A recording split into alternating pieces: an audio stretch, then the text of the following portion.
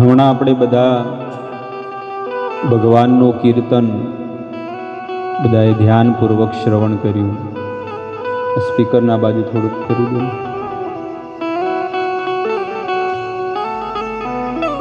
બસ બસ.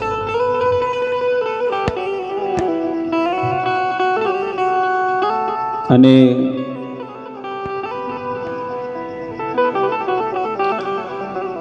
કીર્તન અંતર્ગત દરેક લોકોએ ભગવાનનું સ્મરણ કર્યું. જીવનો સ્વભાવ છે કે ભગવાનનું ચિંતન કરવું, ભગવાનની ભક્તિ કરવી, આ દરેક જીવનો સ્વભાવ છે. પણ એને ભક્તોનો સંગ ન મળે એટલે સંસારમાં એ જીવાત્મા રમ્યા કરે છે.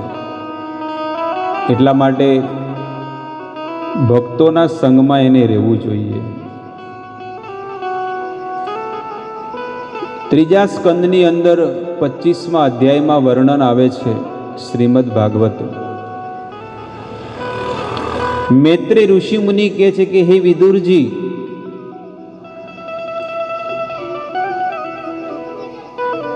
પિતરી પ્રસ્થિતે અરણ્યમ માતુ પ્રિય ચિકીર્ષયા તસ્મિન બિંદુ સરોવરે આસિત ભગવાન કપિલ કિલહ.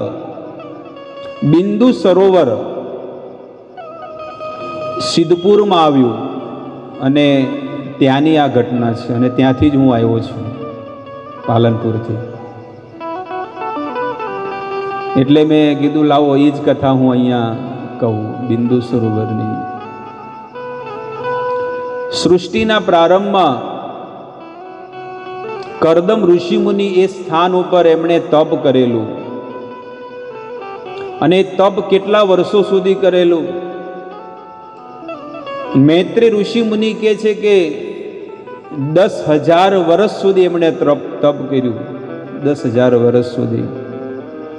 અને એ તપ છે ને ખાધા પીધા વગર કર્યું એમણે. આપણે લોકો વ્રત કરતા હોય, તપ કરતા હોય, પણ જમીને કરતા હોય, થાળ ભરીને. આટલું હકીકતમાં આટલું ખાવું જોઈએ. કેટલું? ખાલી આપણા 2 ખોબામાં હમાય ને એટલું ખાવું જોઈએ. પણ માણસ કેટલું થાળ ભરીને ખાય, તપેલું ભરીને ખાય, પણ એટલું કામ કરે? એટલું કામ ન કરે. એટલું ભજન ન કરે, એટલી સેવા ન કરે, એટલું કામ ન કરે. પણ આ શરીરથી માણસ શું કરે છે? ભોગ કરે. ભોગ કરે છે. કે છે કે ભોગ કરવાથી જીવાત્માનું શું થશે? ભોગ કરવાથી જીવાત્માના જીવનમાં પતન થશે. અને ત્યાગ કરવાથી, તપ કરવાથી એના શરીરનો તેજ વધશે. આપણે નક્કી કરવાનું છે કે જીવનમાં આપણે શુદ્ધ બનવું છે કે મલિન બનવું છે. આ તમારે જીવનમાં નક્કી કરવાનું છે કે મારે જીવનમાં આગળ વધવું છે કે મારે હજી અધોગતિમાં પડવું છે. એટલા માટે હંમેશા આત્મકલ્યાણ માટે માણસે ચિંતા કરવી જોઈએ કે મારું શું થશે. મારા જીવનમાં આટલા વર્ષો વીતી ગયા પણ મારા જીવનમાં ભજન નથી થતું, ભક્તિ નથી થતી, મારે શું કરવું જોઈએ? અહીંયા 10,000 વર્ષ સુધી કરદમ ઋષિ મુનિએ તપ કર્યું. ભગવાન સાક્ષાત પ્રગટ થયા. અને ભગવાન પ્રગટ થઈને ભગવાનના આંખમાંથી આંસુ આવી ગયા કે મારા જે ભક્ત છે મને પ્રાપ્ત કરવા માટે કેટલું તપ કરે છે, કેટલું કાઠું તપ કરે છે. ભગવાનના આંખમાંથી આંસુ આવી ગયા. એટલે તો ભગવાન કહે છે કે જ્યાં આગળ મારો ભક્ત પગ મૂકે છે ત્યાં આગળ હું શું કરું છું? મારો હાથ મૂકું છું. જહાં મમ ભક્ત પદ ધરે વહાં ધરું મેં હાથ, પીછે પીછે મેં ડોરું કભી ન છોડું સાથ. જ્યાં આગળ મારો ભક્ત પગ મૂકે ને ત્યાં ભગવાન શું મૂકે છે? પોતાના હાથ મૂકી દે છે. પણ કેવા ભક્તની પાછળ?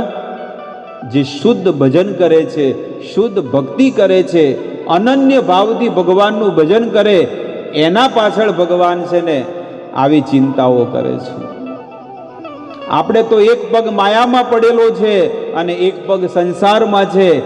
આપણે તો બંને બાજુ ઢોલકી વગાડતા હોય, પછી કેવી રીતે મેળ આવવાનો છે? એટલા માટે હવે નક્કી કરી લેવું જોઈએ કે મારે જીવનમાં બહુ ઓછો સમય વધ્યો છે અને મારે ભજન બહુ વધારે કરવાનું છે. એટલા માટે સૌથી વધારે મારે ભક્તિમાં ધ્યાન દેવું છે, ભજનમાં ધ્યાન દેવું છે કે મારે માળા વધારે કરવી, મારે ભક્તિ વધારે કરવી, મારે ભગવાનના સત્સંગ વધારે સાંભળવા. કારણ કે ભગવાનનો સત્સંગ જો તમે સાંભળો ને, ભગવાનનો જો સત્સંગ સાંભળો તો ઓટોમેટિક સ્વાભાવિક તમારું મન ભગવાનમાં લાગશે, ઓટોમેટિક લાગશે. પણ એ સત્સંગ ક્યારે સાંભળવો જોઈએ? સવારમાં, બ્રહ્મ મુહૂર્તમાં, સવારમાં વહેલા ઉઠીને. પણ આપણે ક્યારે સાંભળીએ છીએ? ક્યારે સાંભળીએ? રાત્રે સાંભળીએ. તમો ગુણનું વાતાવરણ છે. તમો ગુણમાં તમે જો અમુક તો ઊંઘેલા હશે, આંખો બંધ હોય, પણ ઓલે જેઠાલાલને જોવે એટલે કોઈ બંધ કરે છે આંખો? ટીવી સિરિયલ જોતા હોય તો એને કોઈ આંખો બંધ, એ તો સાઈડમાં કરી દે માણસને, સાઈડમાં થઈ જાઓ. કેટલી સુંદર સિરિયલ આવે છે. આ બંધ નહીં થશે?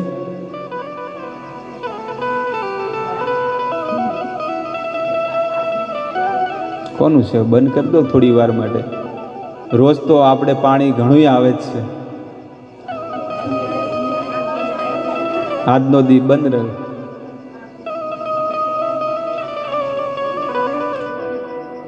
બસ કેટલું શાંત થઈ ગયું. ભગવદ્ ગીતામાં ભગવાન કહે છે સત્વાત સંજાયતે જ્ઞાનમ. સત્વગુણમાં જ્ઞાન પ્રાપ્ત કરવું જોઈએ. અને રજસો લોભ એવચ. અને જ્યારે આપણા જીવનમાં રજોગુણ આવે ને તો લોભ ઉત્પન્ન થાય છે. પ્રમાદ તમસો. અને કોઈ વ્યક્તિના જીવનમાં તમોગુણ વધારે હોય એટલે એ વ્યક્તિ છે ને, વ્યક્તિ પાપ કર્મ કરે. આ ગુણોનો પ્રભાવ પડે છે. હકીકતમાં સત્સંગ ક્યારે કરવો જોઈએ? સત્સંગ સવારમાં વહેલા સત્વગુણમાં વાતાવરણમાં કરવો જોઈએ. અને સ્વાભાવિક તમે સત્વગુણના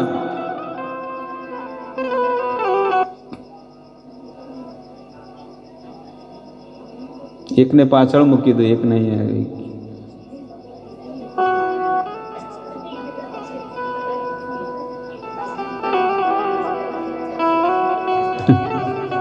પછી આવજો.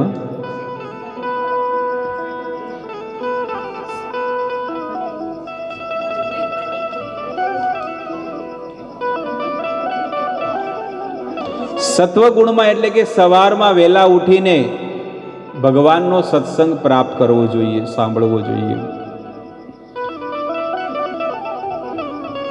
સવારમાં તમે જ્યારે ભગવાનની માળા કરો ને તો ઓટોમેટિક તમારું મન લાગશે અને ફટાફટ તમારી માળા થઈ જશે.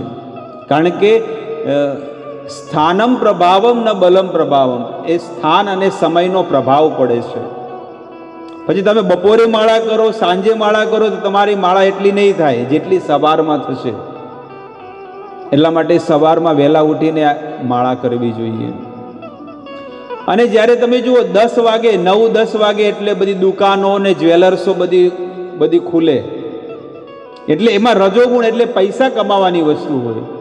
કોઈ દુકાનવાળો ક્યારે જોયો કે રાતના 12 વાગે દુકાન ચાલુ કરે, હોનાની દુકાન, અને સવારમાં 6 વાગે બંધ કરે? ક્યારે જોઈ કોઈને? એનો સમય કેટલા વાગ્યાનો છે? સવારે 10 વાગ્યાથી લઈને સાંજે 6 વાગ્યા સુધીનો. એ રજોગુણનો સમય છે. અને 7-8 વાગે એટલે તમોગુણ ચાલુ થાય.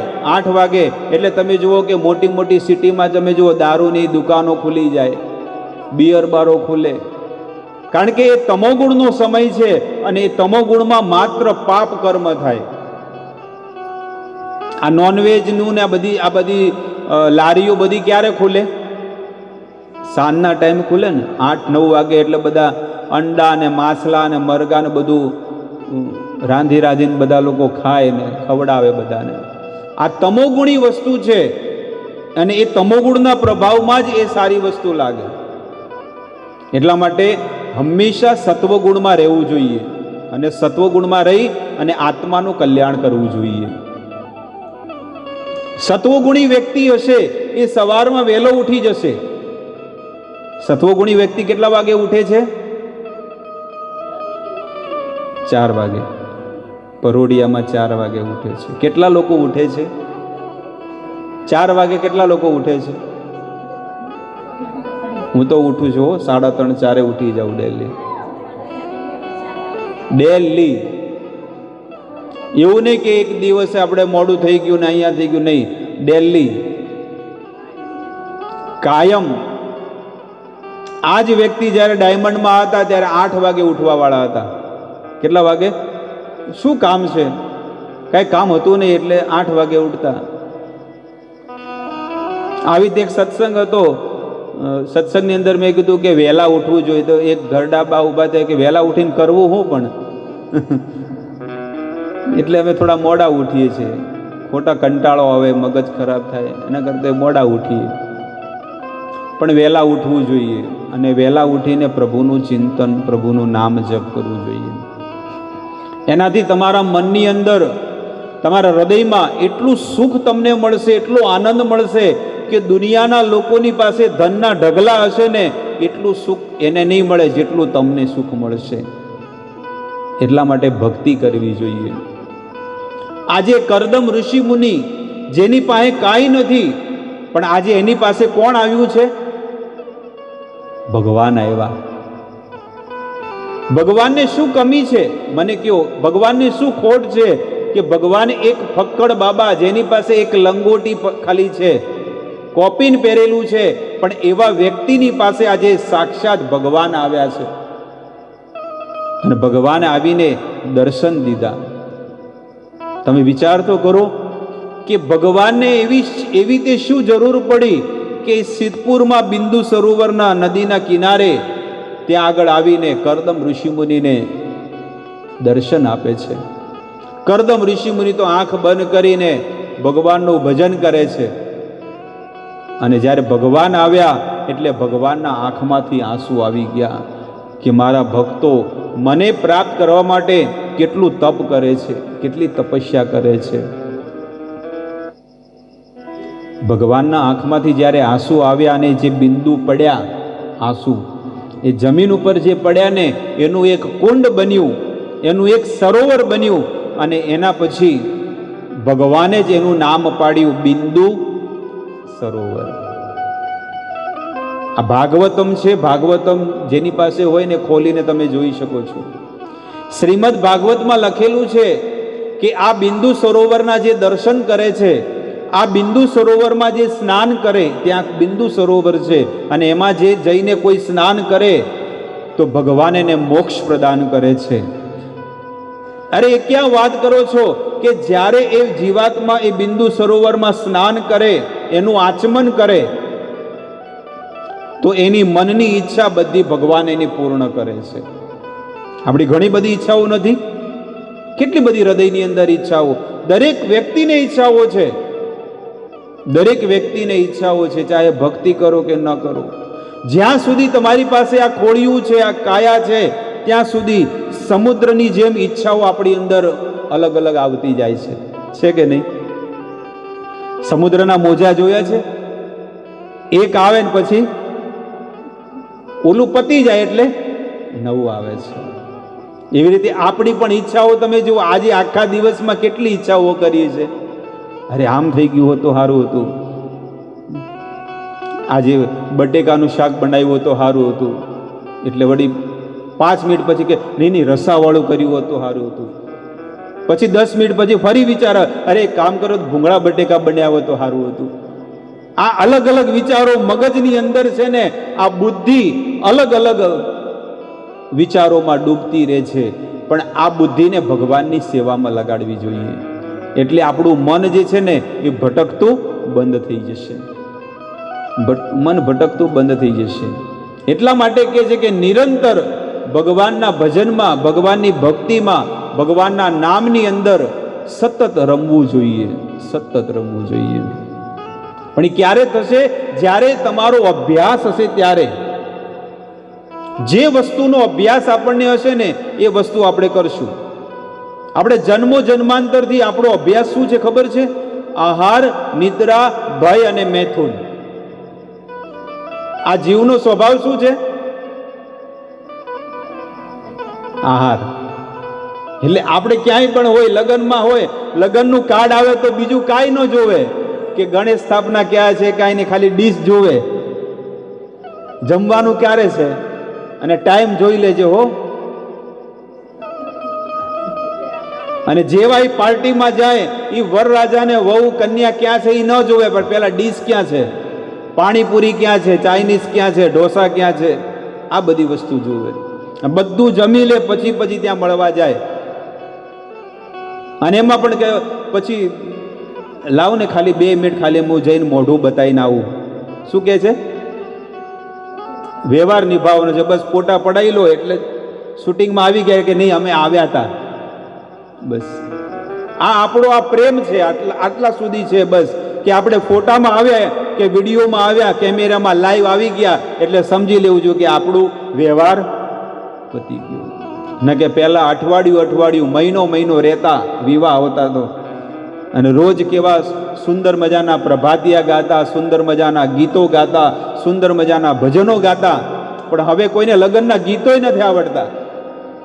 કોઈને ખબર છે કે લગ્નના ગીતોમાં શું શું ગવાય, કયા સમયે કયું ભજન કે કયું ગીત ગવાય? કોઈને ખબર નહીં હોય. લોકોને રોતાય નથી આવડતું. મરી જાય ને શું કે કાંઈ શું કે હા અમારે લોકાઈ ચારો કે. તમારી બાજુ અલગ છે અને અમારી બાજુ 400 કિલોમીટર ઓલી બાજુ લોકાઈ ચારો કે અમારે. તમારે એમ કે ને કે બેહવા આયા, તમારે તો કે કોઈ મરી ગયું ત્યાં જાય ને એને અમારે કે બેહવા ગયા. ફરક કેટલો પડે છે જોયું? તમારે ત્યાં કોઈ આવે ને કે અમારે ત્યાં બેહવા આવ્યા હતા, તો અમારે ત્યાં એ બધી વાત બોલે ને તો કે કોણ મરી ગયું? બેહવા આવે એટલે બધું આખું બધું ભાષામાં કેટલો ચેન્જ છે, પરિવર્તન. પણ મરી જાય એટલે અમારે લોકો શું કરે? લોકો રોવે. ખબર છે? બધા ટેમ્પોમાં, છકડામાં બધા ભરીને જતા હોય. અઠવાડિયું થાય પછી પાણી ઢોળ શું કહેતા અહીંયા. હા મને બધી ખબર છે એટલા માટે હું કહું છું. પણ અમારી બાજુ લોકાઈ ચારો કે. તો જ્યારે જાય એટલે બધા ભેગા થઈને બૈરાઓ જાય એટલે બધા લોકો રોવે. પણ યુવા પેઢી જે બૈરાઓ છે, સ્ત્રીઓ, એને કાંઈ આવડે? રોતે ન આવડે. એટલે એની સાસુ હોય કે ઘરડા બા હોય કે બેટા રો, એટલે કે મને રોતા આવડતું નથી. પણ એ કે મારી માએ શું શીખવાડ્યું છે કે બીજાને કેવી રીતે, મને તો એ આવડે છે કે બીજાને કેવી રીતે રોવડાવવું, મને રોતે આવડતું એ શીખવાડ્યું જ નથી મને રોતે.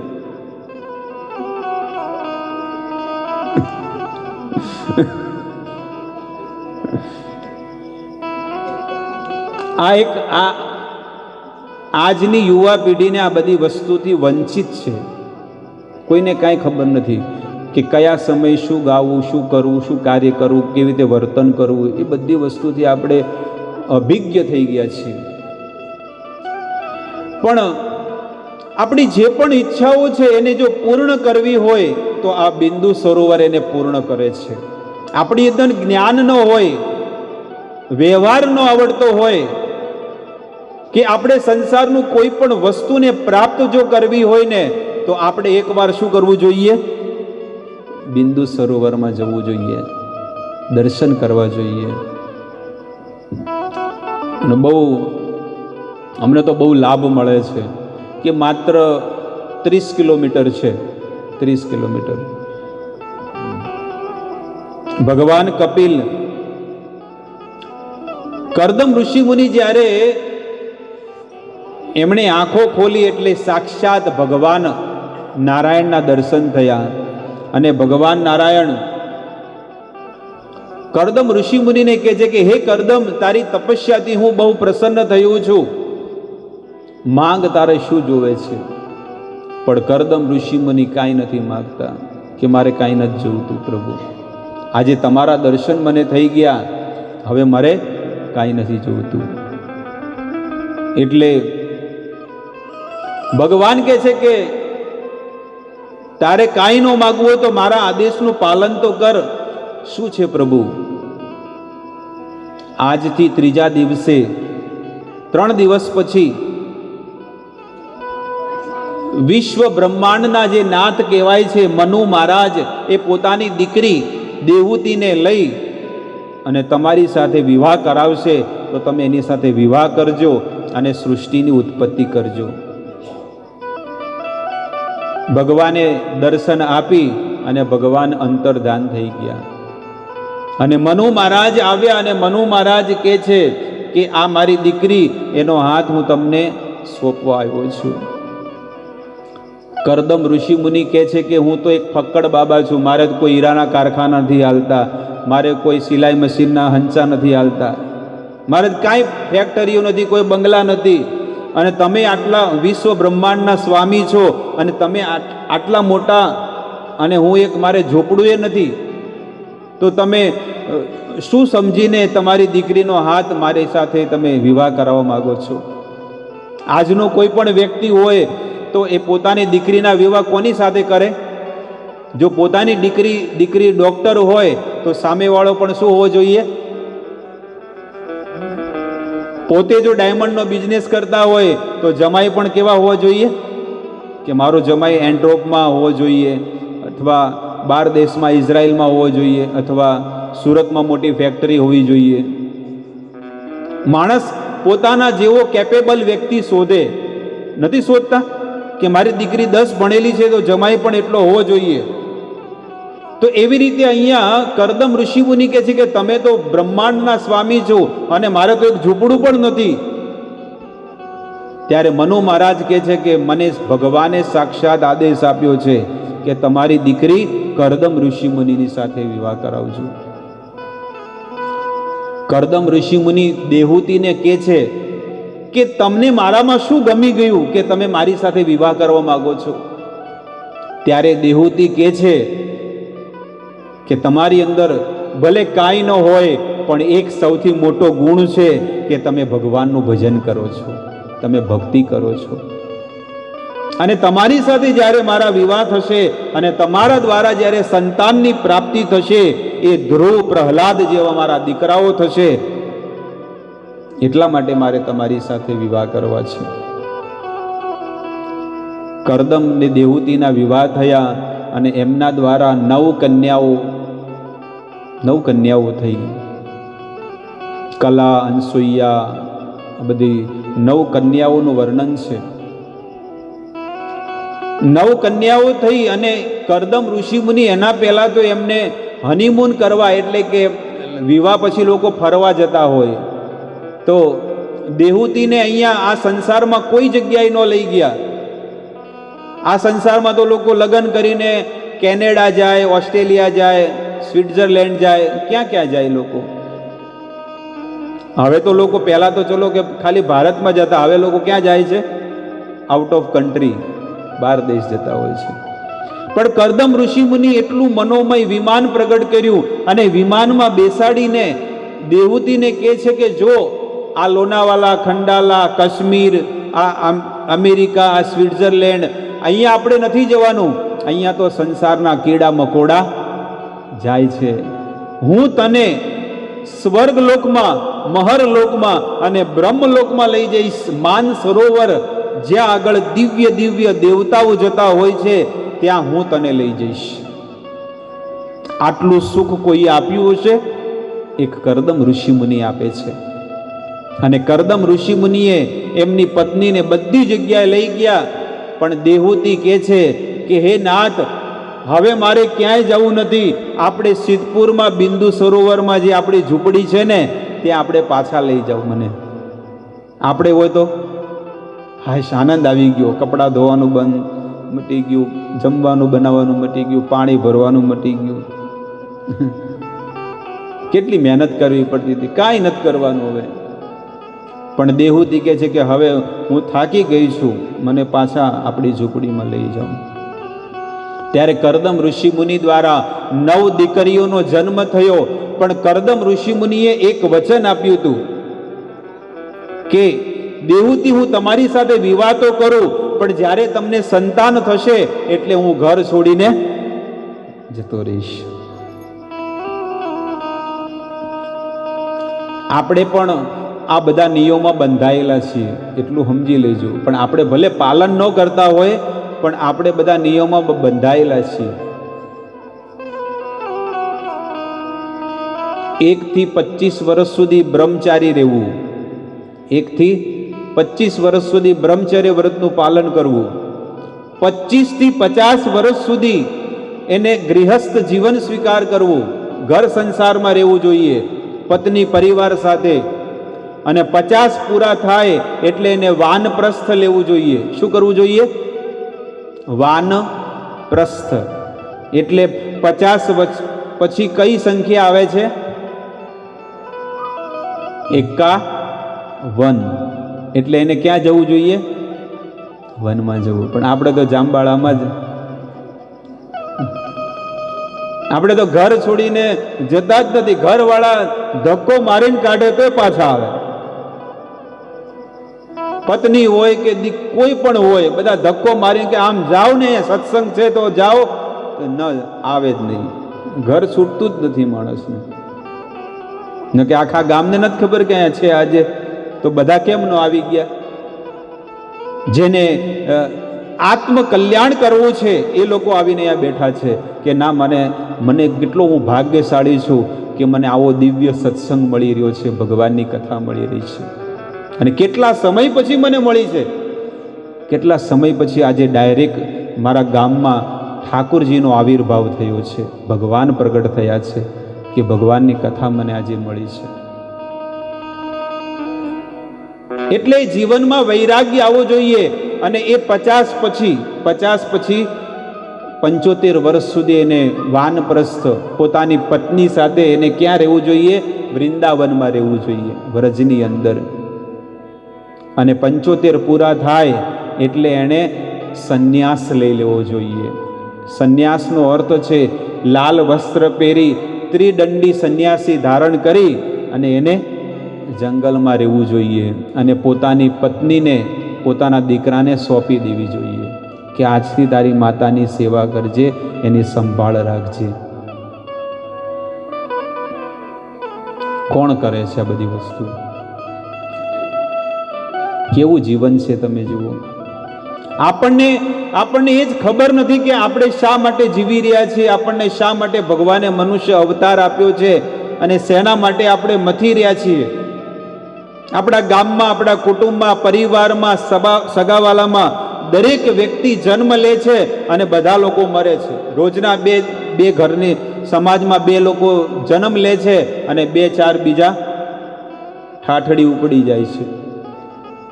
તો આ જન્મ લીધો એ શું લઈને આવ્યા અને પેલા મરી ગયા એ શું લઈને ગયા? કાંઈ નથી લઈને ગયા. પણ વચગાળામાં કેટલો ઝઘડો છે, આ હારું છે ને આ હારું નથી, આની હાથે બોલો ને આની હાથે ન બોલો. આ બધું વચગાળામાં કેટલો માણસ ઝઘડા અને કંકાસ કરે છે. અને આ જ કર્મના પોટલા બાંધી અને મરીને માણસ નરકની અંદર હડી રહ્યા છે, દુઃખી થઈ રહ્યા છે. આપણે આપણી બુદ્ધિથી એમ વિચાર કરીએ કે હું બરોબર કર્મ કરું છું, પણ તમારું કરેલું કર્મ બરોબર નથી શાસ્ત્ર અનુસાર. એટલા માટે પોતાની બુદ્ધિથી ક્યારે કોઈ વિચાર ન કરવો જોઈએ. તમે તમારી બુદ્ધિથી વિચાર કરો છો, આજ સુધી શું ખાધા? ડફણા. શું ખાધા? માયાના ફટકા ખાધા છે. આપણે ઘણા વિચારો સારા કર્યા, ઘણી બધી વસ્તુઓનો વિચાર કર્યા કે ના આમ કરીએ તો આમ થઈ જશે, આમ કરું તો આમ થઈ જશે, પણ સફળ બન્યા? ક્યારે નહીં બન્યા. ઘણા લોકો એવો વિચાર કર્યો છે કે હું એકદમ વધારે ભણી લઉં અને ભણીને મને ડિગ્રી પ્રાપ્ત થશે એટલે મને નોકરી મળશે. કોને નોકરી મળી? ઘણા લોકો એવો વિચાર કર્યો છે કે ચલો હું બહુ સુંદર છું તો મને સારો ધણી મળી જાય. કેટલાને મળ્યા? છે કે નહીં? આ ઘણી બધી વસ્તુઓ છે કે ચલો મેં આટલા બધા વ્રત કર્યા તો મારો ધણી પૈસાવાળો મળે, પણ બિચારો દર ઠોકર ખાતો હોય. બહુ વ્રત કર્યા, 16 સોમવાર ને ફૂલ કાજળી ને મોળાગાત ને દશામાના કેટલાય વ્રત કર્યા, પણ તોય દશા સુધરી, દશા એની એ જ રહી.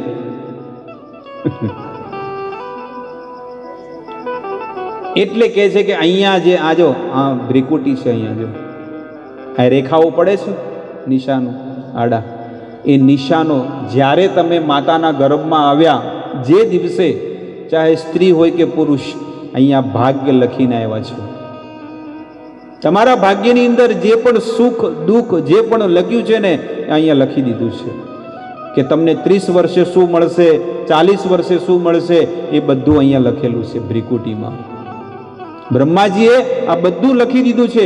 તમારા શરીરમાં રોગ પણ ભરી દીધો છે પહેલેથી કે તમને આટલા વર્ષે આ રોગ થવાનો છે, આટલા સમય તમે મરી જશો. આ બધું અહીંયા લખેલું છે.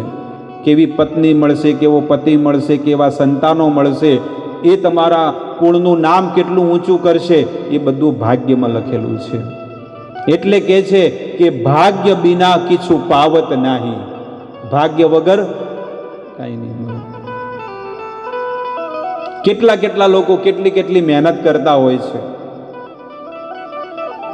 અમારા ડાયમંડમાં એક વ્યક્તિ હતો, એ કે મારે હારામાં હારી વ્યક્તિ અહીંયાનો જ છે કે સારામાં સારી વહુ જોવે છે, એને લગભગ 500 છોકરીઓ જોઈએ છે, 500 કે, પણ પછી તોય ન મળ્યું સારું ન મળ્યું. એને કેટલી છોકરીઓ જોઈએ છે, પણ અહીંયા જે લખ્યું હતું ને, જેની સાથે લખ્યું હતું ને, એ જ એને મળ્યું. આ હું નથી કહેતો, પણ માર્કેટમાં લોકો કહેતા હતા, એટલે કહું છું. કેટલી બધી છોકરીઓ જોઈ, પણ એના ભાગ્યમાં આ વસ્તુ હતી તો એને આ વસ્તુ જ મળી. એટલે ભાગ્ય વગર કાંઈ નથી. એટલે માણસે વિચાર કરવો જોઈએ કે હંમેશા વેદો પ્રમાણે એને જીવન જીવવું જોઈએ, ધર્મ પ્રમાણે જીવન જીવવું જોઈએ, અને સંતોષ, જીવનમાં સંતોષ રાખવો જોઈએ. પણ આપણા જીવનમાં સંતોષ નથી. હાય બહુ છે, હાય મારી બહુ છે. મનની અંદર શાંતિ રાખવી જોઈએ, પણ શાંતિ કોને છે? કોઈને શાંતિ નથી, કોઈને સંતોષ નથી. બસ સવારમાં જેવા 8 વાગે એટલે ફટફટી ચાલુ કરી અને બધા દોડ કરે. હું તો ઘણી વખત સુરત જાઉં ને તો સવારે જે 7:30 થી 8:30 વાગ્યા સુધીનો જે વરાછાનો જે સમય હોય, અને કેટલા બધા બાઇકોવાળા જતા હોય, આમ તમને ચાલવાય ન દે. આપણને એમ થાય કે આ લોકો ક્યાં જાય છે, એટલે કે સુખી થવા જઈએ છીએ. લોકો ક્યાં જાય છે? સુખી થવા માટે. એકલી બાઇકો, નોકરી, એકદમ બાઇકો, સ્કૂટરો, એક્ટિવા લઈને બધા દોડ કરે. 2 જણા 3 જણા વાહે બેઠા હોય અને બધાને લઈ જાય, ચાલો આપણે સુખી થવા માટે. બોમ્બેનું જીવન, કારણ કે હું બોમ્બે મોટો થયેલો છું. બોમ્બેના જીવનમાં લોકલ ટ્રેનમાં તમે જાઓ, લોકલ ટ્રેનો આવે ને, મેમો, એ લોકલ ટ્રેનો કહેવાય. એમાં એટલા બધા ભરેલા માણસો હોય ને, એ રેલવેની બહાર જે છે ને, ટ્રેનની બહાર પણ દરવાજામાં પણ લટકીને લોકો જતા હોય. અને કેટલા લોકો દિવસના કેટલા લોકો મરી જતા હોય છે. બહાર લટકતા હોય અને થાંભલો આવે સિગ્નલનો અને ભટકાઈને મરી જતા હોય છે. હવે એ ટ્રેનની અંદર છે ને, કોઈ ગધેડાને કીધું કે ચાલો કમાવા માટે 200 રૂપિયા મળે છે, એ ગધેડો ન જાય, પણ આજનો માણસ એ કમાવા જતો રહે માણસ. એટલે આવું છે જીવનમાં. ભગવાનની એવી માયા છે ને, આ ભગવાનની માયામાં બધા લોકો નાચી રહ્યા છે, અને બધા નાચતા મદારીની જેમ છે ને, એક ડુગડુગી કઠપૂતળી બની ગયા છે. જેમ મદારી તમે જોયું છે, વાંદરાને કેવું નચાવે છે? મદારીનો ખેલ જોયો છે? હા, ગામમાં આવે પછી ઓલું વાંદરું લઈને આવે ને પછી કે બોલો સાસુ કેવું બોલે, વહુ કેમ નાટક કરે, દેરાણી કેમ કરે, તો ઓલું વાંદરો શું કરે? એ કરીને બતાડે છે. હકીકતમાં એને આવું કરવાની જરૂર નથી, એને ઈચ્છા પણ નથી, પણ એલો મદારી શું કરે છે, એને સોટી મારે એટલે એને નાચવું પડે છે. એમ ભગવાનની માયા આપણને શું મારે છે? ચપાટ મારે છે. આપણે સવારથી લઈને સાંજ સુધી આ માયામાં નાચીએ છીએ. કોઈ પણ બાળકને સવારમાં વહેલા આવી ઠંડીમાં સ્કૂલે જવું ગમતું નથી, પણ તોય એ સવારમાં ઉઠીને સ્કૂલે જાય છે. કોઈ પણ બહેનોને સવારમાં ઉઠી અને વાસણ માથે રાખી તગારું શું કે ખેતરમાં વાડીએ જવું ગમતું નથી, પણ તોય માણસને જવું પડે છે. કોઈ પણ વ્યક્તિને પૈસા કમાવા જવાની ઈચ્છા નથી થતી, પણ તોય પરાણે જવું પડે છે. કેમ?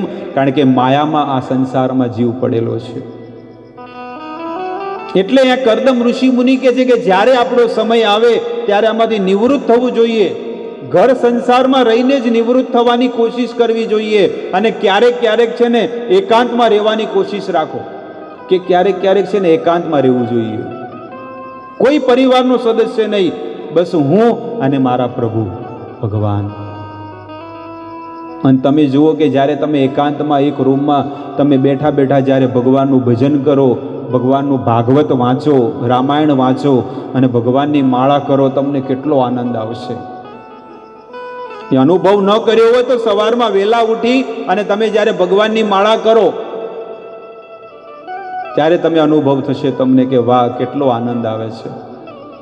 10 વાગે 12 વાગે તમે માળા કરશો ને તો દેરાણી હોય, જેઠાણી હોય, ભાભી હોય, નણંદ હોય, આ બધા લોકો, દિયર હોય, આજુબાજુવાળા હોય, વાતો કરતા હોય ને આપણે માળા ચાલુ હોય.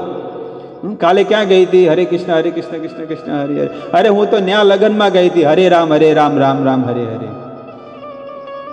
શું તમારી માળા, શું તમારો સત્સંગ, તમે શું કરી શકવાના છો? હા, તો ભગવાનની માળા ચાલુ હોય ને પછી ના ખજૂર પાક મોઢામાં નાખતા હોય ને આવી રીતે કાંઈ ભજન છે? આપણે બધું હાલે, બધી વસ્તુ. હકીકત તમે દિવ્ય નામ લો છો ભગવાનનું, ભગવાનની માળા કરતા હોય, સીતારામનું નામ લેતા હોય કે રાધા કૃષ્ણ કહેતા હોય કે ભોળાનાથનું નામ લેતા હોય, કોઈ પણ ભગવાનનું નામ લેતા હોય, પણ તમારું મુખ હેઠું હોય, તમારા હાથ હેઠા હોય તો તમારું આ શરીર પણ અપવિત્ર બની જાય છે. આ બધા નિયમનું પાલન તો આપણને ખબર છે નહીં, બસ ગમે તેમ ગાડી હલાવીએ છીએ. ક્યારે નહીં. એક વખત તમારે જે પણ ભોજન કરવું હોય, એક વખત પૂર્ણ ભોજન કરી લો, પછી હાથ ને પગ ધોઈ પછી બીજી વાર ખાવું ન હોય, પછી સાંજે ખાવાનું જે પણ હોય. આ તો 5 મિનિટ થયા હોય ને સોફા પર બેઠા હોય તો લાવ થોડા મમરા લાવ, તો થોડીક ચા લાવ. ચાય ચાલુ હોય ને મમરાય ચાલુ હોય ને ગાંઠિયા ચાલુ હોય, જે હોય ના જ ન પાડે ક્યારે. અને ખાય ને પછી સોફા પર બેઠા બેઠા માળા કરે કે પલંગ ઉપર ખાટલા પર કરે અને પછી શું થઈ જાય? સમાધિમાં આવી જાય, સૂઈ જાય. પલંગમાં હું લાંબા થઈ જાય અને માળા ક્યાંય લટકતી હોય. અમુકને તો થેલીમાંથી બહાર નીકળી જાય, ખબર જ ન પડે.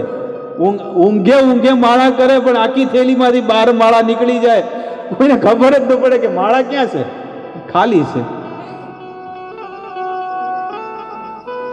શું ભજન કરીએ છીએ આપણે? બસ આવું અમારી દેશી ભાષામાં કે ને તંગળ મંગળ, ગમે તેમ હાલ્યા કરે છે ગાડી, બસ ધક્કા ગાડી. આપણને તો એમ થાય કે કોકની 2 માળા કરતા હોય રોજની, કે અમે વચન આપ્યું છે કે હવેથી રોજની 2 માળા કરીએ, અને 2 માળા કરે ને તો કે હાશ 2 માળા પૂરી થઈ. 2 માળા પછી ખીલો ગોતે, ક્યાં છે ખીલો? એ લટકાવી દે, એને પહેરાવી દે, હવે કાલે. જાણે એમ લાગે કે મોટો હિમાલય પર્વત ઉપર પડી ગયો હોય ને એટલું બધો ભાર લાગે. 2 માળા કરવી હોય કોકને કે તમે 2 માળા કરજો, સીતારામ સીતારામ સીતારામ, રાધેશ્યામ રાધેશ્યામ, ભગવાનની માળા કરજો. તો એ પ્રણ તો લઈ લેતા હોય ઘણા લોકો સત્સંગની અંદર કે અમે હવે પ્રણ લઈએ છીએ કે અમે ભગવાનનું નામ લેશું, પણ એ ભગવાનનું નામ કેટલું ભારે પડે છે આપણને. એ થઈ જાય ને એ અંદરના મણકાનો પણ બહારના વધારે ખેંચતા હોય કે ક્યારે આ હોળ માળા પૂરી થાય, અને થાય એટલે એમ લાગે કે આજનો કોટો પૂરો, બસ આજનો પૂરો, બસ આપણે જીવનમાં પૂરું જ કર્યું છે. પણ ક્યારેક ઈચ્છા થાય છે કે ના ના, હજી ભગવાનની માળા હજી વધારે કરીએ, 1 માળા 2 માળા હજી ભગવાનની વધારે કરીએ. નથી થતા, નથી કરતા. પ્રતિપદમ પૂર્ણામૃતા આસ્વાદનમ, જ્યારે તમે ભગવાનની માળા કરો ને તો ડગલે ને પગલે તમને આનંદ આવશે, સુખ મળશે. પણ આવું ક્યારે થાય છે? જ્યારે તમે પ્રભુનું નામ લેતા હોય ને તો તમને હૃદયની અંદર આનંદ આવે, તમને હસવું આવશે, ક્યારેક ક્યારેક તમને રોવાનું થશે, ક્યારેક ક્યારેક તમારા શરીરના રોવાટા ઊભા થઈ જશે. આવું થાય ભક્તિના કામમાં. એટલા માટે ભગવાનનું નામ છે ને ગાન કરીને લેવું જોઈએ, આનંદમાં થઈને લેવું જોઈએ, પ્રેમથી લેવું જોઈએ. કોઈ જોર જબરી નહીં કે ના મારે આટલું જ કરવું છે. ભલે તમે 5 માળા કરતા હોય પણ તમે કદાચ 2 માળા કરશો ને તોય કાંઈ વાંધો નથી. પણ એ 2 માળા કેવી રીતે કરવાની છે? કોઈ પણ દબાણ વગર પ્રેમપૂર્વક ભગવાનનું નામ લેવાનું છે. ના ના મારે તો આટલી માળા કરવાની છે પછી હું કરીશ. પણ આપણો જીવ ક્યાં હોય? ઓલા ગોટા બનતા હોય ત્યાં હોય. આપણે માળા ચાલુ હોય પણ ગોટા બને તો આપણો જીવ ત્યાં હોય કે ક્યારે પૂરી થાય ને ક્યારે મૂકું ને ક્યારે ખાવ. એના કરતા પહેલા ગોટા ખાઈ લો અને પછી તમે તારે બેસીને માળા કરવી હોય તો તમે કરો. કરદમ ઋષિ મુનિ, એમને એક સંતાન, એક દીકરાનો જન્મ થયો અને કરદમ ઋષિ મુનિ કહે છે કે આ દીકરો તમારી સંભાળ રાખશે. અને એનું નામ પડ્યું ભગવાન કપિલ, કપિલ ભગવાન. એ પણ બિંદુ સરોવરમાં ભગવાન કપિલ થઈ ગયા. અને કરદમ ઋષિ મુનિ કહે છે કે બેટા, આ તમારા માતાની તમે હવે રક્ષા કરજો, એમની સંભાળ રાખજો, અને હું હવે જાઉં છું જંગલમાં, હું વનમાં જાઉં છું. બધું છોડી અને કરદમ ઋષિ મુનિ તો સંન્યાસ લઈ લીધો. અને હવે મૈત્રી ઋષિ મુનિ કહે છે પિતરી પ્રસ્થિપે અરણ્યમ માતુ પ્રિય ચિકિત્સયા તસ્મિન બિંદુ સરોવરે આસિત ભગવાન કપિલ કિલહ. શું કહે છે? મૈત્રી મુનિ કહે છે કે હે વિદુરજી, આ કથા મૈત્રી મુનિ વિદુરજીને કહે છે. વિદુરજી કોણ હતા? ધૃતરાષ્ટ્ર મહારાજના ભાઈ, પાંડવોના મોટા ભાઈ. મહાભારતની કથા એ વિદુરજી છે. હે વિદુરજી, પિતાના વનમાં ચાલ્યા ગયા પછી ભગવાન કપિલ માતાનું પ્રિય, એમની ઈચ્છાથી તે બિંદુ સરોવર તીર્થમાં રહેવા લાગ્યા. ભગવાન કપિલ એ બિંદુ સરોવરમાં રહ્યા અને ભગવાન કપિલે પણ બહુ સુંદર સાધના અને તપસ્યા કરી. એક દિવસે તત્વ સમૂહના પારદર્શી ભગવાન કપિલ ક્રિયાકલાપથી વિરત થઈને આસન ઉપર વિરાજમાન થયા. ત્યારે બ્રહ્માજીના વચનોને યાદ કરીને દેહૂતીએ તેમને કહ્યું. શું કહે છે દેહૂતી? સાંભળો. એક સ્ત્રી કહે છે, ઘરડા થઈ ગયા છે, અને આ દેહૂતી માતા પૂછે છે, શું કહે છે?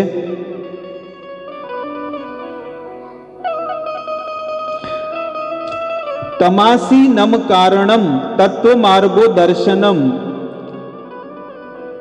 સ્વસુતમ દેહુત્યા ધાતુ સ્મરતિ વચઃ નિર્વિન્ના નિતરામ ભૂમન ઇન્દ્રિયાત તર્ષણાત યેન સ્વભાવ માનેન પ્રપન્નાદ્યમ તમઃ પ્રભો. શું કહે છે દેહૂતી? કહે છે કે હે ભૂમન, એટલે કે હે પ્રભુ, આ દુષ્ટ ઇન્દ્રિયોની વિષય લાલસાથી હું કંટાળી ગઈ છું. મારી ઇન્દ્રિયોને મેં કેટલું બધું સુખ આપ્યું, આ આંખને ખોટી ખોટી વસ્તુઓ મેં દેખાડી, આ ચામડીથી મેં ગલત કર્મ કર્યું, આ જીભથી મેં કેટલી બધી વસ્તુઓને ખાધી, મારી ઇન્દ્રિયોને મેં કેટલું બધું સુખ આપ્યું, પણ તોય હજી સુધી મારી ઇન્દ્રિયો તૃપ્ત નથી થતી. અને હકીકતમાં આપણે સંસારના બધા જીવોએ આપણી ઇન્દ્રિયોને કેટલું બધું સુખ આપ્યું, પણ આપણી ઇન્દ્રિયોએ આપણને શું આપ્યું? નરક આપ્યું. શું આપ્યું? નરક આપ્યું. આપણે કેટલી વાર નરકમાં જઈ અને દુઃખ ભોગવીને આવ્યા, પણ એ દુઃખ કોણે દુઃખ આપ્યું છે? આપણી ઇન્દ્રિયોએ આપ્યું છે. એટલા માટે અહીંયા ભગવાન કપિલ કહે છે, દેહૂતિ કહે છે, ભગવાન કપિલને કહે છે કે શરીરના 10 વિષયો છે અને આ 10 વિષયોને આપણે 24 કલાક આને છે ને વિષયોમાં નાખી દીધી છે. આ આંખ ભગવાને એટલા માટે આપી છે કે ભગવાનના દર્શન કરવા માટે, પણ આ આંખથી માણસ શું કરે છે? ટીવી જોવે છે, મોબાઈલ જોવે છે, અને મોબાઈલની અંદર ખોટા દ્રશ્ય અને ખોટા વિડીયો જોઈ અને માણસની બુદ્ધિને ભ્રષ્ટ કરી નાખે છે.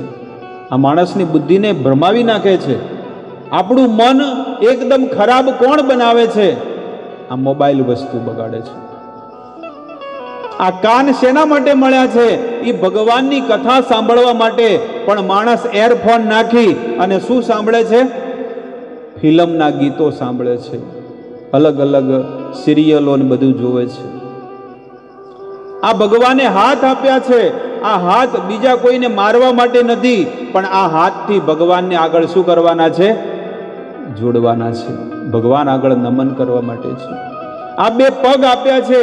આ 2 પગ શા માટે આપ્યા છે? આ 2 પગ ભગવાનના ધામમાં, વૃંદાવન, મથુરા, હરિદ્વાર, આ ભગવાનના ધામમાં જવા માટે, અને ત્યાં જઈ અને ભગવાનના ધામમાં દર્શન કરવા માટે આપ્યા છે. પણ માણસ આ બધી ઇન્દ્રિયોનો ઉપયોગ શેમાં કરે છે? તમે નિર્ણય કરી લો. સમય મળે બધાને, ચલો 4 વાગે સમય મળ્યો સાંજે, તો માણસ ચાલીને ક્યાં જાય? બાજુવાળાના ઘરે જાય, અને બાજુવાળાના ઘરે જઈ અને ગામની પંચાયત ચાલુ કરી દે.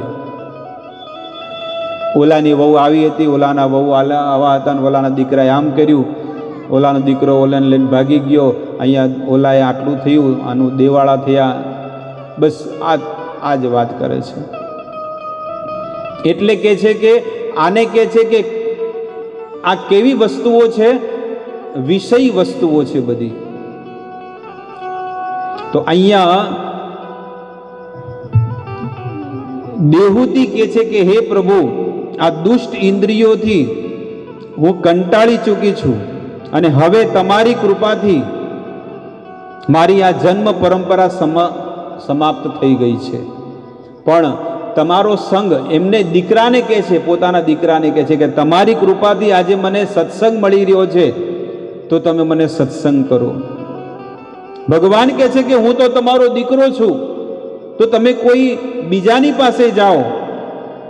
એટલે અહીંયા દેહૂતિ કહે છે કે તમે જ સમસ્ત જીવોના સ્વામી છો, આદિ પુરુષ છો, ભગવાન છો, અને તમે જ મારી રક્ષા કરી શકો એમ છો. એવી રીતે અહીંયા કરદમ ઋષિ ભગવાન કપિલને માતા દેહૂતિ જિજ્ઞાસા કરે છે.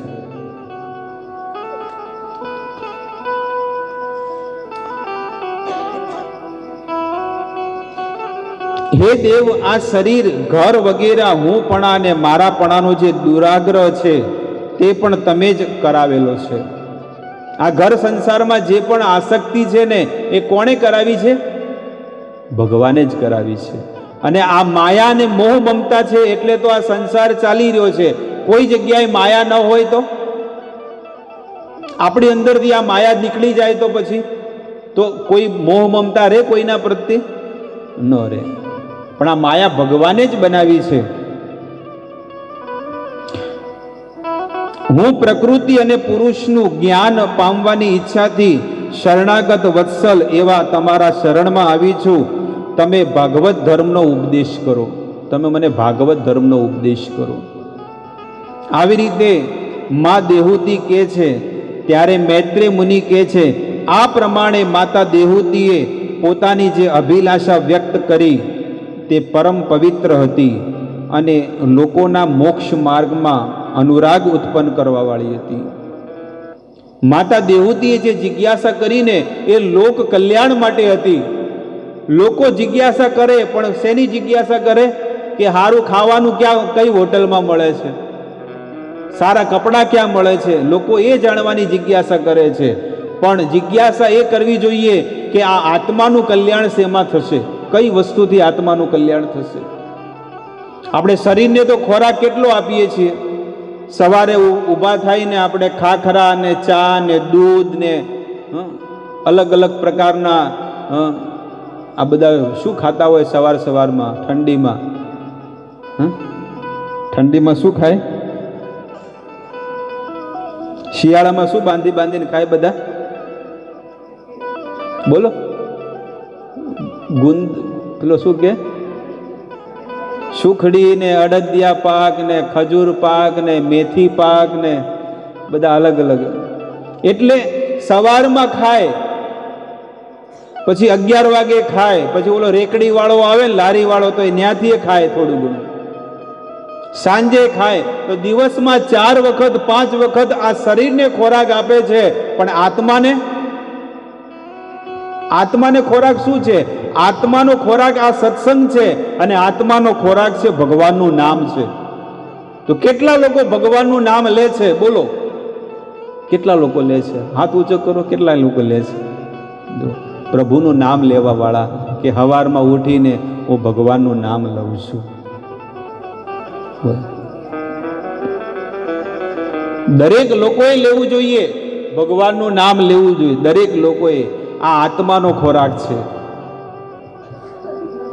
અહીંયા જ જો કદાચ કોઈને લગ્ન હોય ને પાર્ટી હોય તો કોઈને કીધું ન હોય તો લોકો ક્યાં ક્યાંથી દૂર દૂરથી આવે, ક્યાં ક્યાંથી બધા આવે નહીં, છેક સિહોરથી અહીંયા આવી જાય. કોઈ ગાવાવાળું આવે, કોઈ નાચવાવાળી આવે, તો બધા દૂર દૂરથી બધા આવે, અને વગર આમંત્રણે આવે. કારણ કે એ શરીરને સુખ મળે છે. આત્માનો ખોરાક આ છે, ભગવાનનો સત્સંગ, ભગવાનની કથા છે. હવે મૈત્રી ઋષિ મુનિ કહે છે કે ભગવાન કપિલ બોલ્યા, જ્યારે જિજ્ઞાસા કરી એટલે ભગવાન કપિલ કહે છે, યોગ આધ્યાત્મિક પુંસામ મતો નિશ્રેયસામ મે અત્યંતો પરતીર્થત્ર દુઃખસ્ય ચ સુખસ્ય ચ. હે માતા, આ મારો નિશ્ચય છે કે યોગ આધ્યાત્મિકમ, આધ્યાત્મિકમાં જો પ્રગતિ કરવી હોય તો એને શું કરવું જોઈએ? યોગ કરવો જોઈએ. યોગનો અર્થ શું છે? ભગવાનની સાથે જોડાવું, એને કહેવાય યોગ. તો આપણે ભક્તિ યોગ કરવો જોઈએ. અને ભક્તિ યોગમાં સર્વશ્રેષ્ઠ શું છે? તાર મધ્ય સર્વશ્રેષ્ઠ નામ સંકીર્તન. ભક્તિ યોગમાં સર્વશ્રેષ્ઠ વસ્તુ કઈ છે? નામ કીર્તન છે. તમે ભગવાનના ધામમાં જઈ શકતા હોય, તમે ભગવાનની કથામાં જઈ શકતા હોય, તમે ભગવાનની સેવા પણ ઘરે કરી શકતા હોય, કે ભગવાનને નવડાવવાનો, એમને નવા વસ્ત્રો પહેરાવા. પણ છેલ્લી ઘડીએ તમે આ બધી વસ્તુ કરી શકશો?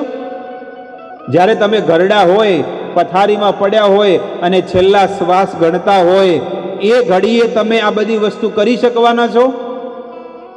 નહીં કરી શકો. તમને કોઈ એમ કે ચાલો બા સત્સંગ છે, ના. ચાલો બા ગંગાજી જાત્રા જવાનું છે, ના, નહીં જઈ શકીએ. ચાલો મંદિરે દર્શન કરવા જઈએ, ના, નહીં જઈ શકીએ. ચાલો આપણા ગામમાં સંત આવ્યા છે, દર્શન કરવા જઈએ, ના, નહીં જઈ શકીએ.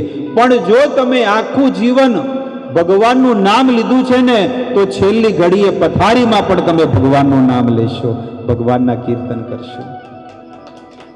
એટલા માટે સાર વસ્તુ તમે પકડી લો આજે, કે જીવનમાં હું ભલે મારા કદાચ સત્સંગ છૂટી જાય, ભગવાનની સેવા છૂટી જાય, પણ એક વસ્તુ જો હું નિરંતર કરીશ, ભગવાનનું નામ લઈશ, હરે કૃષ્ણ હરે કૃષ્ણ,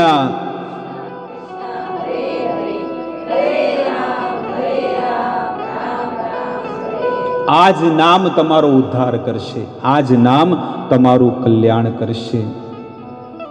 કેવી રીતે દુઃખ જશે?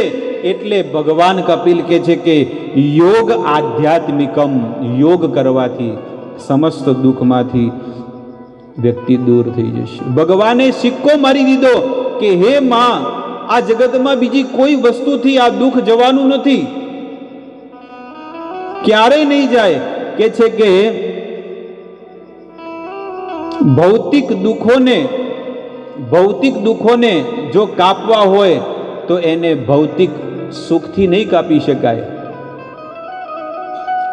કદાચ ભૌતિક દુઃખો આપણી અંદર બહુ બધા દુઃખ ભરેલા હોય અને કોઈ એમ કે ના ના બહુ બધા પૈસા કમાશે તો સુખી થઈ જશે. પૈસા વાળા દુઃખી છે ને, કે પૈસો આવ્યો હોય તો એ સુખી ન હોય. એ તો આપણા કરતા વધારે દુઃખી છે. એને તો ટીકડા લેવા પડે બીપીના ને ડાયાબિટીસના. મગજમાં બેસે છે ને વાત. લોકોને એમ છે કે મારી પાસે પૈસો નથી એટલે હું દુઃખી છું. એ પૈસા વાળા દુઃખી છે. તો પછી એટલે સમજો તમે વાતમાં, આ જગતમાં જ્યાં સુધી તમારી પાસે ખોળ્યું છે ત્યાં સુધી દુઃખને દુઃખ જ રહેવાનું છે. ક્યારે કોઈ દિવસ તમને સુખ નહીં મળે. કારણ કે જેણે આ સંસાર બનાવ્યો છે એને સિક્કો મારી દીધો છે, દુઃખાલયમ અશાશ્વત. હે અર્જુન, આ જગત કેવું છે? દુઃખોનો સાગર છે. દુઃખ જ દુઃખ છે. તમે એક દુઃખને દૂર કરવા જાઓ તો બીજા કેટલા આવશે? 4 દુઃખ આવી જાય. લે, હજી તો દુઃખ દૂર કર્યું છે, બીજા 4 આવી ગયા. કોઈ દીકરાને કઈ પ્રોબ્લેમ આવ્યો, કઈ વહુને પ્રોબ્લેમ આવ્યો. કોઈ બીને કહો કે ભાઈ તમે સુખી થયા? કે ના હજી તો કઈ સુખી થયા નથી. દીકરાને નોકરી મળતી નથી. આટલો ભણાઈ ગણાઈને મહેનત કરીને કલેક્ટર બનાવ્યો પણ એને નોકરી મળતી નથી. નોકરી મળી જાય તો સારું. દીકરાને નોકરી મળી જાય અને પછી કે ભાઈ હવે તમે સુખી થયા? ક્યાંથી સુખી થયા? હજી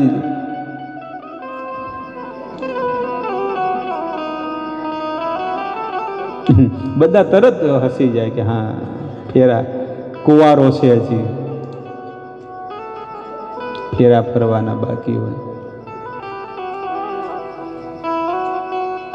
ક્યાંક સારું હક પણ મળી જાય ને બાપુ, થોડા હાથ ફેરવો ને, થોડા હાથ મૂકો ને, ક્યાંક થઈ જાય તો તમારા હાથથી મારા દીકરાના મસ્તક પર આવે તો કદાચ એને શક પણ થઈ જાય. પછી શું થશે?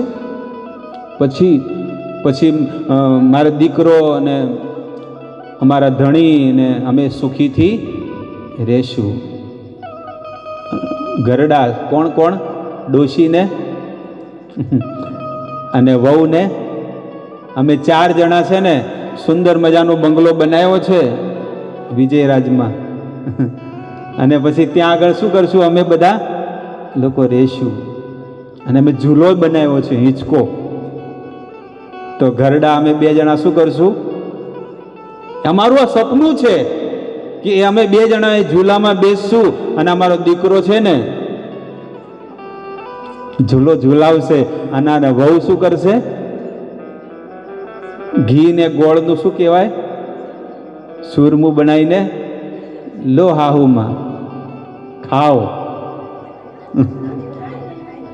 આ અમારું સપનું છે. ત્યારે અમે સુખી થશું. કે બસ આ બધાની આશા હોય છે પણ આમાં કોઈની આશા પૂરી થતી નથી. ખાલી એકવાર કંઈક વહુ નવી આવે એટલે શું કંઈક ખવડાવે છે? શું ખવડાવે? અહીંયા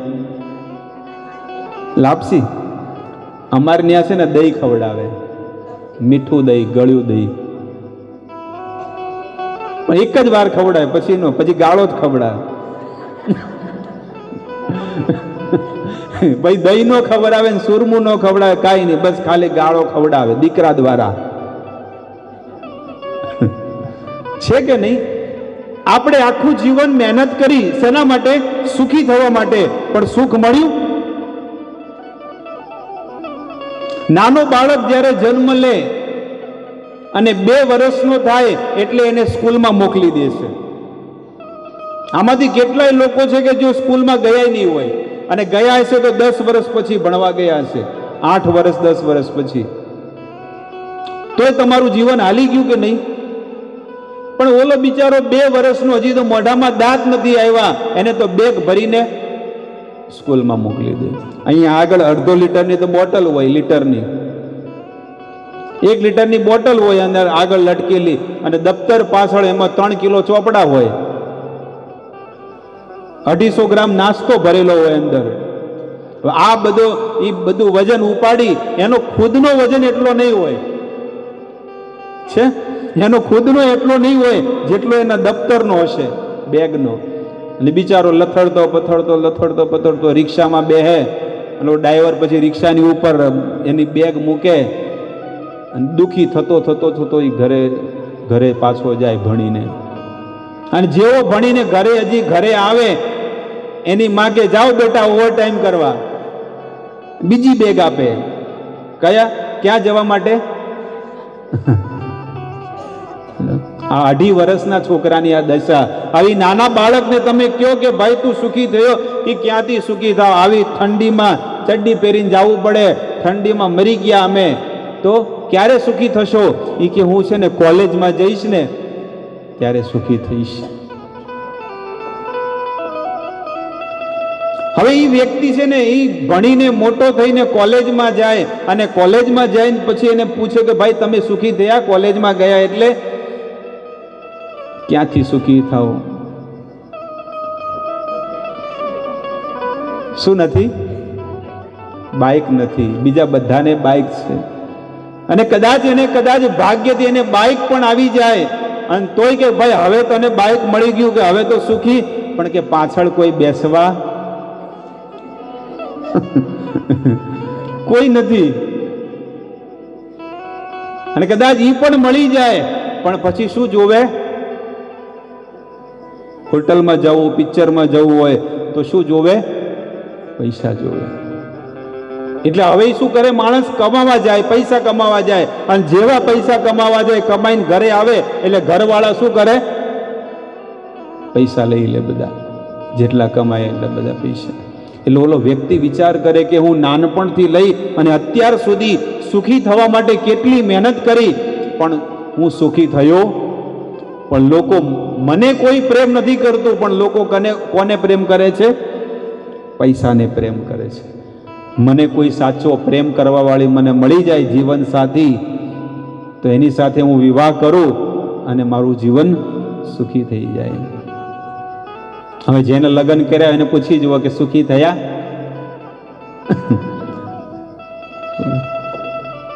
લોકો હવે વિચાર કરે કે આને લગ્ન થઈ ગયા એટલે કે આ સુખી થઈ ગયો, એટલે હું લગ્ન કરું, એટલે ઈ લગ્ન કહે. લોકો નહીં જોતા કે આ તો દિવસે દિવસે ટમાટા જેવો થાય છે, લાલ લાલ ગાલ. પણ હવે ટમાટા જેવો કેવી રીતે થતો હોય કોને ખબર?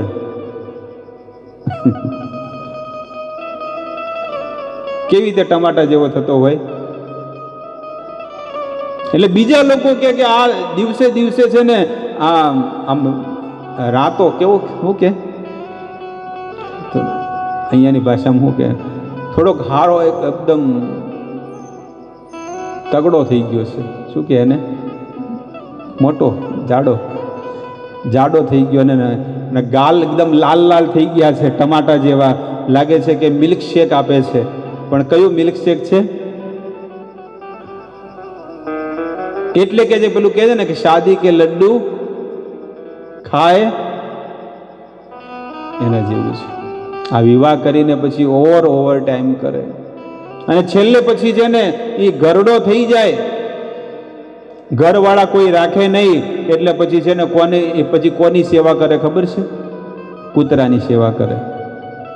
જોયું છે ને મોટી મોટી સિટીમાં તમે જુઓ, એ છેલ્લે ડોહો છે ને ઘરડો, એ કૂતરાને લઈ અને બધે ફરવા લઈ જતો હોય છે, અને કૂતરાની સેવા કરે છેલ્લે. એ કે બધાની માણસોની તો કરી પણ કઈ સુખ મળ્યું નહીં, એટલે હવે છેલ્લે કોની કરું? કૂતરાની કરે. પછી છેલ્લે હું બને? કૂતરો બને. આ દશા છે. જીવનના કોઈ પણ કાળમાં, કોઈ પણ સ્ટેજમાં ક્યાંય તમને સુખ નહીં મળે, તમે એમ વિચાર કરતા હશો કે મારા પતિદેવ દ્વારા, મારી પત્ની દ્વારા, મારા પરિવાર દ્વારા મને સુખ મળશે, એ ભૂલી જાઓ, એ આશા જ ન રાખો. આશા એક રામજી સે દૂજી આશા છોડ દે. બસ એક ભગવાન ઉપર સહારો છોડી દો બધો, કે બસ મારા માટે તો ભગવાન જ છે. જેમ દ્રૌપદી બધાની પાસે ગઈ હતી પણ કોઈએ સહારો ન આપ્યો. ધૃતરાષ્ટ્ર મહારાજ, ભીષ્મદેવ, 5 પાંડવો, દ્રોણાચાર્ય, કૃપાચાર્ય બધાની પાસે પોતાનો છેડો આમ આગળ કરી અને દ્રૌપદી કહે છે કે મારી લાજ બચાવો, પણ કોઈએ લાજ ન બચાવી. ત્યારે કોણે બચાવી? એ દ્વારિકાધીશ ભગવાને બચાવી. કારણ કે એના ગુરુએ કીધું હતું કે હે દીકરી, જ્યારે આ જગતમાં કોઈનો સહારો ન મળે તો તું ભગવાનને, દ્વારિકાના નાથને યાદ કરજે અને ભગવાન તારી રક્ષા કરશે. અને દ્રૌપદીએ બધું છોડી દીધું. બસ ભલે મારી લાજ લૂંટાય કે ન લૂંટાય, ગમે તે થાય, પણ હું તો ભગવાનને શરણાગત થઈ છું. એટલે આપણે 2 હાથ ઊંચા કરીને ભગવાનને પોકારીએ છીએ કે હે ભગવાન, આવો અને તમે મારી રક્ષા કરો. હું આ જગતમાં બહુ દુઃખી છું. જેવી દ્રૌપદીએ 2 હાથ ઊંચા કર્યા, હે ગોવિંદ દ્વારિકા વાસી, પાહી પાહી જગતપતે, હે જગતના નાથ, તમે મારી રક્ષા કરો. અને ભગવાન આવ્યા અને 999 ચીર પૂરા કર્યા દ્રૌપદીના. દ્રૌપદી કહે છે કે ભાઈ, તમે આટલી આવવાની વાર કેમ કરી? કારણ કે બંને ભાઈને બેન હતા ને. ત્યારે ભગવાન કહે છે કે દ્રૌપદી, હું તો તારી બાજુમાં બેઠો હતો, તારી બાજુમાં જ ઊભો હતો, પણ તે શું કીધું કે હે ગોવિંદ દ્વારિકા વાળા, તો મારે પેલા દ્વારકા જવું પડ્યું અને દ્વારકાથી હું અહીંયા આવ્યું એટલે થોડીક વાર થઈ. બાકી હું મારા ભક્તની રક્ષા કરવામાં 1 મિનિટ પણ ચૂકતો નથી. એટલે ભગવાન હંમેશા આપણી રક્ષા કરશે. પણ એક વાર તમારે કહેવાનું છે કે ભગવાન, તમે અમારા છો ને અમે તમારા છીએ. આ જગતમાં કોઈ કોઈનું નથી. તમારી જેમ ગોપીઓને પણ પરિવાર હતો, કુટુંબ હતો, બધું હતો, પણ જ્યારે ભગવાને વાંસળી વગાડી તો બધી સુધ બુધ ખોઈ બેઠી હતી, બધી ગોપીઓ બધું, અને ભગવાનને સમર્પિત કરી દીધું. જે વ્રજનો જે આનંદ છે, વ્રજનું સુખ છે, વ્રજની જે ભક્તિ છે, એનો રસ આપણે ચાખ્યો જ નથી. આપણને એ ખબર જ નથી કે ગોપીઓ કેટલો પ્રેમ કરે છે, ગાયો કેટલો પ્રેમ કરે છે, ગોવાળિયાઓ કેટલો ભગવાનને પ્રેમ કરે છે. એટલે કે છે કે ભગવાન કહે છે કે હું વ્રજ છોડીને ક્યાંય બહાર નથી જતો, એટલો પ્રેમ કરે છે. જે દિવસે અક્રૂરજી આવ્યા, કંસે અક્રૂરજીને મોકલ્યા. અક્રૂરજી એ દિવસે ઉપવાસ કર્યો હતો. એ દિવસે 11 હતી, એકાદશી. અને અક્રૂરજી વિચાર કરે છે કે આજે મારું કેટલું સૌભાગ્ય કહેવાય કે કંસે મને ભગવાનના દર્શન કરવા માટે મોકલ્યો છે. આજે મને ઠાકોરજીના દર્શન થશે. અને સોનાનો રથ લઈ અને અક્રૂરજી જઈ રહ્યા છે. અક્રૂરજી જેવા વૃંદાવનમાં પહોંચ્યા, કૃષ્ણ અને બલરામે બહુ સુંદર વાગતા કરી અને એમણે સ્નાન કર્યું, એમને ભોજન કરાવ્યું. અને આખા ગામમાં બધાને વ્રજમાં ખબર પડી ગઈ કે અક્રૂરજી આવ્યા છે અને કૃષ્ણ અને બલરામને લઈ જઈ લેવા માટે આવ્યા છે.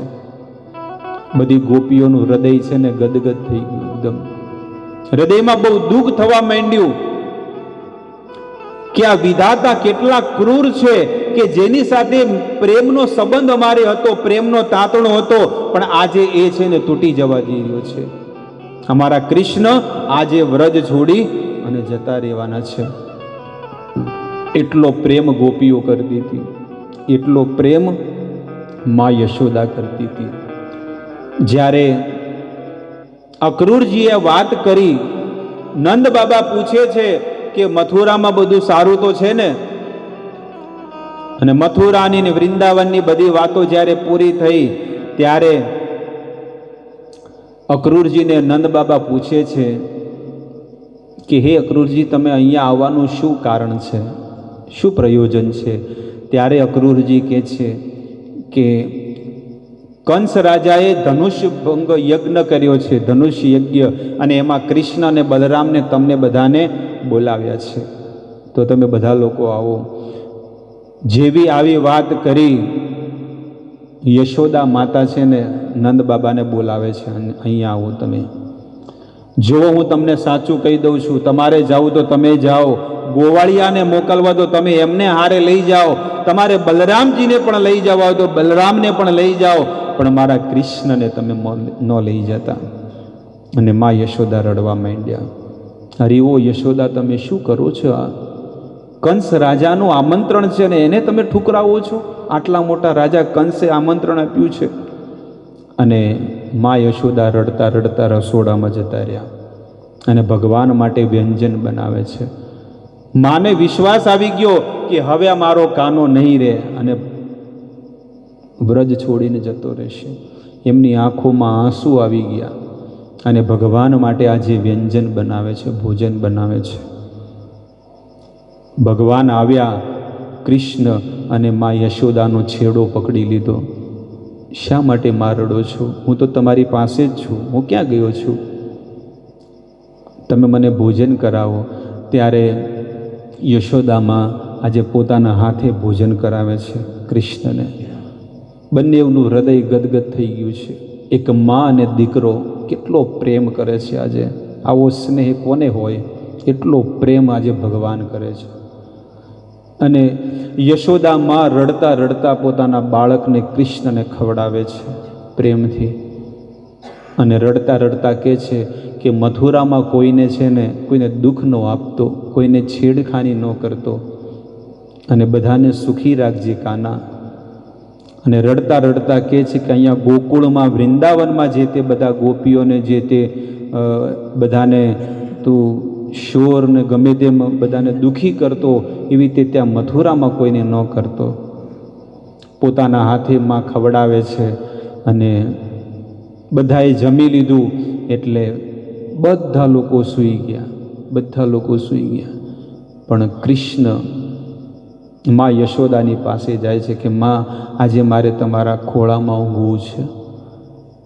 ત્યારે માં પોતાના હાથનું ઓશીગું કરે છે, તકિયું, અને કહે છે કે બેટા અહીંયા સૂઈ જા. આખી રાત એ દીવો તો રાત થાય ને એટલે બંધ કરી દેતા, પણ આ જે દીવો છે ને ચાલુ રાખે છે અને એ ભગવાનના દર્શન કરે છે. આખી રાત એમની આંખો લાલ લાલ ચોળ થઈ ગઈ. કોઈને ઊંઘ ન આવે ને તો એની આંખો કેવી થઈ જાય છે તમે જોયું છે? ઉજાગરો હોય ને, ઉજાગરો, બહુ ટ્રાવેલિંગ કર્યું હોય તો આવી રીતે માં યશોદાની આંખો લાલ લાલ ચોળ અને આંખોમાં આંસુ ભરેલા છે બધા. અને વારે વારે કૃષ્ણના દર્શન કરે, વારે વારે કૃષ્ણના દર્શન કરે. કૃષ્ણના ગાલ ઉપર હાથ ફેરવે છે, એના માથા ઉપર હાથ ફેરવે છે. મારા લાલાને કોઈની નજર ન લાગે, આવી રીતે ભગવાનને લાડ લડાવે છે. નંદ બાબાને માતા યશોદાજી સાંભળે, મમતાની મૂર્તિ મારી રહી ગઈ ગોકુળમાં. આ જ વાત જે છે ને, ભગવાન બધું સાંભળે છે, બધું જોવે છે, સમજે છે. પણ જ્યારે એ દ્વારકામાં ગયા ને ત્યારે ભગવાન રડતા હતા કે મને મારી મા યાદ આવે છે, મને મારા નંદ બાબા યાદ આવે છે, મને મારી ગાયો યાદ આવે છે, મને મારી ગોપીઓ યાદ આવે છે. આ છે વ્રજનો પ્રેમ. માં રડતા રડતા સવાર પડી ગઈ, પણ માને ઊંઘ નહોતી આવી. ભગવાનને ઊંઘ નહોતી આવી, પણ ભગવાન તો એ ઊંઘવાનું નાટક કરતા હતા. અને ભગવાન સવારે સૂઈ ગયા છે. સવારમાં બધા લોકો પરોડિયામાં વહેલા ઉઠી પોતાની સાધના કરે, ભજન કરે, સ્નાન કરે, બધી વિધિ પતાવી અને સવારમાં 7 વાગ્યા પણ હજી કૃષ્ણ ઉઠ્યા નથી. અને માં જગાડતાય નથી. રોજ જગાડતા, એ જાગ ને જાદવા કૃષ્ણ ગોવાળિયા, પણ આજે માં નથી જગાડતા. કારણ કે હું જગાડીશ તો મારો કાનો જતો રહેશે. ભલે ઊંઘતો, ભલે ઊંઘતો, નથી જગાડતા. અરે ઓ યશોદા, શું કરો છો? કાનાને જગાડો. બધા લોકો તૈયાર થઈ ગયા, રથ તૈયાર છે, અક્રૂરજી તૈયાર છે, તમે હજી કાનાને કેમ નથી ઉઠાડ્યો? અને માં યશોદા જે કાનાને ઉપર કામળી જે ઓઢાળી હતી ને ચાદર, એ ખેંચે છે. ઊભો થા કૃષ્ણ, ઊભો થા. તારે જવાનું છે મથુરા, ચાલ જલ્દીથી નાહી લે, સ્નાન કરી લે. અને મા યશોદા આજે નવડાવે છે અને સુંદર મજાના વસ્ત્રો પહેરાવે અને મુગુટ પહેરાવે છે મોર પંખવાળું. પણ રોજ એક વસ્તુ નહોતી પહેરાવી, આજે રોજ પહેરાવતી હતી મા યશોદા, પણ આજે એક નથી પહેરાવી વસ્તુ. એટલે ભગવાન કહે છે કે મા, તે મારો બધો શણગાર કર્યો પણ એક વસ્તુ તે નથી પહેરાવી, તે મને ગુંજાની માળા નથી પહેરાવી. અને આજે ભગવાનને એ માળા પહેરાવે છે. એટલે કે છે ને કે હીરા મોતીના અહીં માણેક મજાના, પણ ગુંજાની માળા મારી રહી ગઈ ગોકુળમાં. આ છે વ્રજ, આ છે ગોકુળ, આ છે વ્રજવાસીઓનો પ્રેમ. અને એ રથ ઉપર છે ને ભગવાનને બેસાડે છે. સુંદર મજાનું માખણ છે એ ભગવાનને ખવડાવે છે, મિશ્રી ખવડાવે છે, સુંદર મજાના ભોગ બનાવી અને એ બલરામજીને આપે છે કે રસ્તામાં કૃષ્ણને ભૂખ લાગે તો ખવડાવજે. આવી રીતે બધા રથમાં બેઠા, પણ કૃષ્ણનો હાથ નથી પકડી, છોડતા જ નથી કે મારું કૃષ્ણ જતો રહેશે. અને જેવા એ રથમાં બેઠા ને તો રથને પકડી દીધો. મા યશોદાએ રથને પકડી દીધો કે રથને નહીં જવા દો. અરે ઓ યશોદા, તમે ગાંડા બની ગયા છો, પાગલ બની ગયા છો, આ શું કરો છો? પણ રથને નથી છોડતો. ત્યારે ભગવાન નીચે ઉતર્યા. કૃષ્ણ જે 11 વર્ષ અને 52 દિવસ, ભગવાનની ઉંમર કેટલી હતી? 11.5 વર્ષની ઉંમરના હતા. અને ભગવાન રથમાંથી નીચે ઉતર્યા અને નીચે ઉતરીને મા યશોદાને કહે છે કે માં, જિંદગીમાં તે મને જે પ્રેમ આપ્યો છે ને જીવનની અંદર, હું જીવનમાં ક્યારેય નહીં ભૂલું. આવી રીતે ભગવાન કહે છે. યશોદા કહે છે કે બેટા, મેં તને જીવનમાં બહુ દુઃખ આપ્યા છે, બહુ કષ્ટ આપ્યા છે. અને તું નાનો હતો ને ત્યારે મેં તને એક દુઃખ આપ્યું હતું. મેં તને ખાંડણીએ બાંધ્યો હતો, ઉખલથી બાંધ્યો હતો ને, યાદ છે ને? હા માં, મને યાદ છે. મેં તને લકડીથી, મેં તને ડર માર્યો તો નહોતો, પણ શું કર્યું હતું? ડર બતાવ્યો હતો. અને મેં તને દોરડેથી બાંધી દીધો હતો. બેટા, મારાથી બહુ મોટો અપરાધ થઈ ગયો છે, તો હું તને 2 હાથ જોડીને ક્ષમા માગું છું. આજે એક માં પોતાના દીકરાને 2 હાથ જોડીને કહે છે, તો ભગવાને હાથ પકડી લીધા અને ના પાડે છે. મા યશોદા કહે છે કે દીકરા, આ વાત તું ભૂલી જાજે, તારી માએ તને જે દુઃખ આપ્યું છે. ત્યારે દીકરો કહે છે કે જીવનમાં માં હું બધી વાત ભૂલી જઈશ, પણ એ વાત હું નહીં ભૂલું કે તે મને ખાંડણીએ બાંધ્યો હતો. તે મને ખાંડણીએ નહોતો બાંધ્યો, તે મને દોરડેથી નહોતો બાંધ્યો, તે મને ભક્તિના બંધનમાં બાંધેલો છે. આવી રીતે ભગવાનને મા યશોદાએ ભક્તિના બંધનમાં બાંધ્યા હતા. બસ આપણા જીવનનો સાર આ જ હોવો જોઈએ કે આપણે પણ ભગવાનને ભક્તિના બંધનમાં બાંધવાના જોઈએ. ભગવાનને જ્યારે માખણ ખાતા, મિશ્રી ખાતા, દહીં ખાતા ચોરી કરીને, તો ભગવાનને છુપાવવાની જગ્યા જોઈતી હતી કે એવી કઈ જગ્યા, એવું કયું સ્થાન મળે કે જ્યાં હું સંતાઈ જાઉં. ત્યારે ભગવાનને ભક્ત પ્રાર્થના કરે છે કે ભગવાન, જો તમે માખણ ચોરી કરીને તમારે કોઈ જગ્યાએ છુપાવવું હોય તો તમે મારા હૃદયમાં છુપાઈ જાઓ. કારણ કે જે માણસને છુપાવવું હોય એને શું જોવે? અંધારું જોવે. તો મારા હૃદયની અંદર કરોડો જન્મોથી અંધકાર ભરેલો છે, તમે મારા હૃદયમાં આવો અને મારા હૃદયમાં કેદ થઈ જાઓ. આવી રીતે રોજ ભગવાનને પ્રાર્થના કરવી જોઈએ. આ છે ભક્તિનો સાર. આપણે જે ભજન કરીએ છીએ ને એનો છેલ્લો સાર આ છે કે સંસારમાં કોઈ આસક્તિ ન રાખવી. એક જ આસક્તિને પ્રેમ જીવનમાં રાખો કે તમે ઠાકુરજીને પ્રેમ કરો, ભગવાનને પ્રેમ કરો. હાલતા ચાલતા, ઉઠતા બેસતા, ખાતા પીતા, ગમે તે રીતે હોય, પણ તમે ભગવાનનું નામ લેતા રહો, ભગવાનનું નામ લેતા રહો.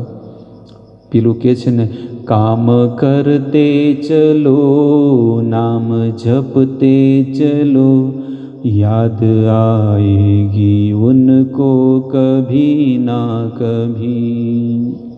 काम करते चलो, नाम जपते चलो, याद आएगी उनको कभी ना कभी. એટલા માટે ભગવાનનું નામ લેતા રહેવું જોઈએ. ભગવાનનો રથ જતો રહ્યો અને ભગવાનનો જે જ્યારે રથ ગયો એટલે રસ્તામાં અક્રૂરજીને ઈચ્છા થઈ કે મારે હવે સંધ્યા વંદન કરવું છે, ગાયત્રી કરવી છે.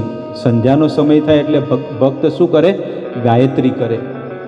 એટલે અક્રૂરજી સ્નાન કરવા ગયા અને યમુના નદીમાં જ્યારે સ્નાન કરવા ગયા તો એમણે એક દ્રશ્ય જોયું કે જે કૃષ્ણ ને બલરામ બાર રથ ઉપર બેઠા છે એ કૃષ્ણ ને બલરામ યમુના નદીમાં પણ બેઠા. એવો જ રથ અને 33 કરોડ દેવતા ઇન્દ્ર, સૂર્ય, ચંદ્ર, વરુણ, ગંધર્વ બધા લોકો એ અંદર જળની અંદર દેખાણા. અક્રૂરજી વિચાર કરે છે કે આ શું છે? આ કૃષ્ણ ને બલરામ અહીંયા છે તો બાર કોણ છે? અને જેવા બાર જોવે તો બાર પણ કૃષ્ણ ને બલરામ છે. પણ બાર જે કૃષ્ણ અને બલરામ હતા એ વિષ્ણુ અવતાર હતા અને જળની અંદર જે અવતાર હતા એ સાક્ષાત કૃષ્ણ ગજેન્દ્ર નંદન ભગવાન હતા.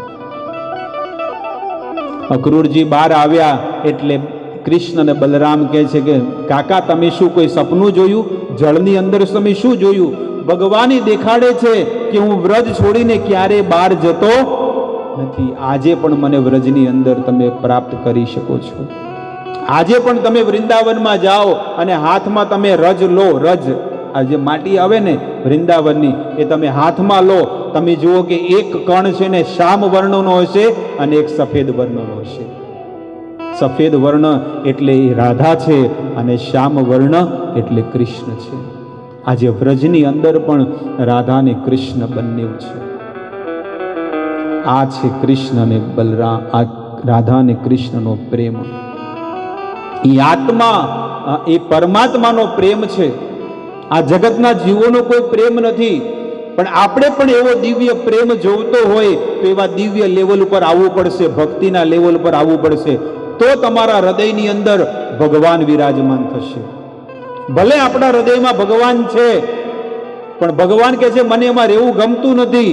જ્યાં સુધી મારો ભક્ત ભક્તિ નહીં કરે ત્યાં સુધી મને રહેવું નહીં ગમે. પણ જે દિવસે મારું નામ લેવાનું ચાલુ કરશે એ દિવસે ભગવાન કહે છે હું એના હૃદયમાં વિરાજમાન થઈ જાઉં છું. તો ભગવાનને આપણા હૃદયમાં અવતાર કરાવવો હોય ભક્તિનો તો રોજ ભગવાનનું નામ લેવું જોઈએ.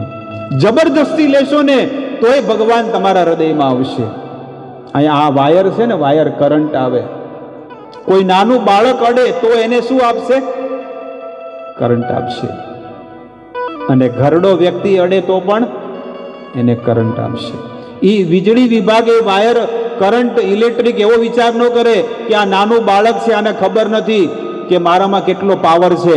પણ એ નાનું બાળક એને અડે તો એને પણ કરંટ આપે અને ઘરડું અડે તો એને પણ કરંટ આપે. એવી રીતે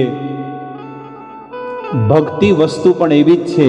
તમે જબરદસ્તી ભગવાનનું નામ લો કે પ્રેમથી ભગવાનનું નામ લો એ તમને પૂરેપૂરું ફળ આપશે. તમને પૂરેપૂરું ફળ આપશે. એટલે ભગવાનનું નામ લેવું જોઈએ. જ્યારે ભગવાનનું નામ તમે વાસણ ઘસતા હોય તો ભગવાનનું નામ લેતા લેતા વાસણ ઘસવા જોઈએ. અચ્યુતમ કેશવમ કૃષ્ણ દામોદરમ રામ નારાયણમ જાનકી વલ્લભમ. વાસણ ઘસતા ઘસતા ભગવાનનું નામ લેવું જોઈએ. કપડાં ધોતા ધોતા ભગવાનનું નામ લેવું જોઈએ. સાબુ લગાડો ને તો હરે કૃષ્ણ કૃષ્ણ કૃષ્ણ હરે હરે, હરે રામ ભગવાનનું કીર્તન ચાલુ કરતું રહેવું જોઈએ. પછી બ્રશ મારતા મારતા પણ ભગવાનનું નામ લેવું જોઈએ. ભગવાનનું નામ કીર્તન કરતું કર હરે કૃષ્ણ કૃષ્ણ કૃષ્ણ હરે. પછી મેલ નો જાય ધોકા મારે હરે રામ રામ રામ હરે હરે. ગમે તે ભલે ક્રોધ આવે કે દાંત પીસી પીસીને તમે ભગવાનનું નામ લો પણ ત્યાં તો ફળ તો તમને પૂરેપૂરું મળશે. એટલે કે જબરજસ્તી લો કે પ્રેમથી લો પણ શું લો? ભગવાનનું નામ લો. હું જોરથી તમને બોલાવું ઓ રામજી ભાઈ એમ કહું તો જેનું નામ રામજી ભાઈ હોય તરત જોવે કે ન જોવે? આખી સભામાંથી હજારો માણસો ઊભા હોય અને એમ નામ લીધું હોય કે લીલાબેન, એટલું જોરથી કોઈનું નામ લીધું હોય નહીં ક્યાં છે? એમ ખાલી નામ લીધું હોય ને તરત વાહે જોવે કોણે મને બોલાવ્યું છે કે નહીં? જે પણ તમારું નામ હોય અને તમારું નામ લઈને હજારોની વચ્ચે જો તમને બોલાવે ને તો તમે તરત વાહે જોવે કોણે મને બોલાવ્યું. બસ એવી રીતે જો આ સંસારનો કોઈ માણસને પણ આપણે હજારો વચ્ચે બોલાવીએ તો તરત છે ને એ જોશે. એવી રીતે ભગવાનને પણ જ્યારે તમે બોલાવો ને તો ભગવાન ગોલોક વૃંદાવનમાંથી તમારા ઘરે આવશે અને તમને દર્શન આપશે. પણ પ્રેમથી તમે ભગવાનનું નામ લો, ભગવાનની ભક્તિ કરો, ભગવાનનું કીર્તન કરો અને ભગવાનનું નામ લેશો તો જ આપણું કલ્યાણ થશે. બીજો કોઈ રસ્તો નથી.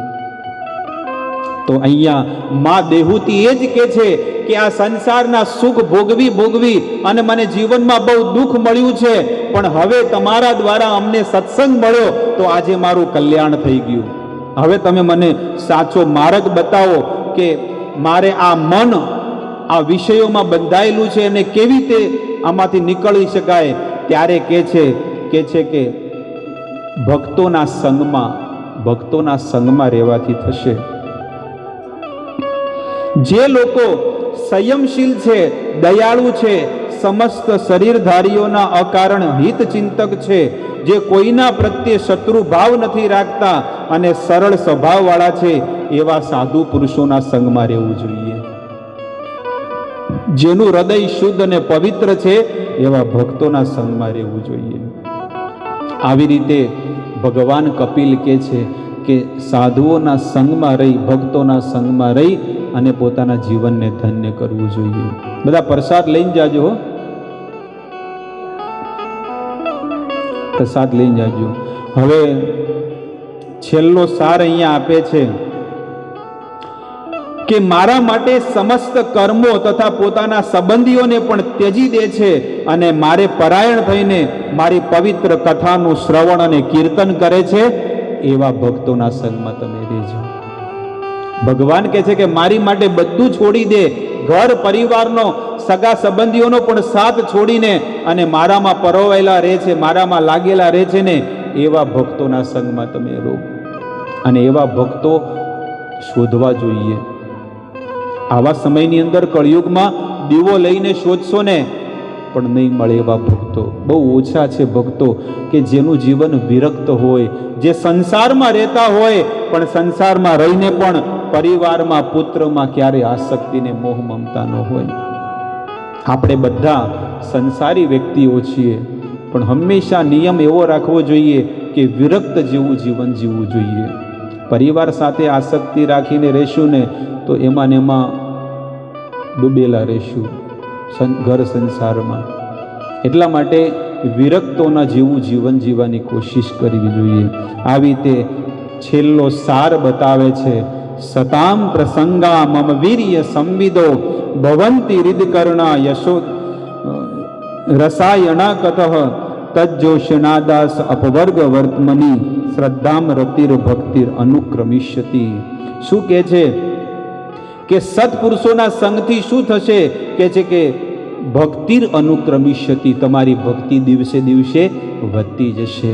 જેવી રીતે આજે ઘણા દિવસો પછી આજે તમને સત્સંગ મળ્યો પણ તમારા હૃદયમાં હાથ મૂકીને તમે કહો કે તમને કેટલો આનંદ મળ્યો હશે કે ભગવાનની લીલાનું સ્મરણ થયું, ચિંતન થયું અને મને પણ કાંઈક મોકો મળ્યો કે ભગવાનના ગુણોને ગાવાનો.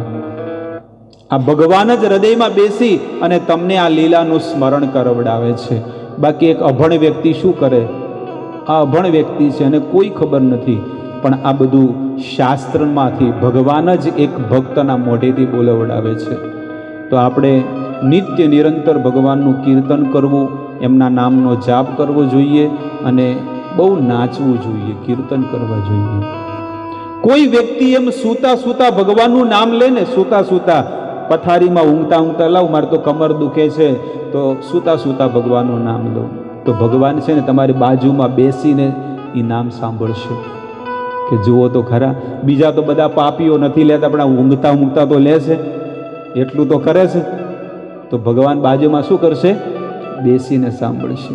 અને તમને કદાચ એમ ખબર પડે કે ભગવાન બેસીને નામ સાંભળે છે તો હવે પણ હું શું કરીશ? બેસીને નામ જપ કરીશ. અને તમે જ્યારે બેસીને નામ જપ કરશો તો ભગવાન ઊભા ઊભા એ નામ સાંભળશે. શું વાત છે! ભગવાન ઊભા ઊભા સાંભળે છે. એટલે હવે હું છે ને ઊભા ઊભા નામ જપ કરીશ.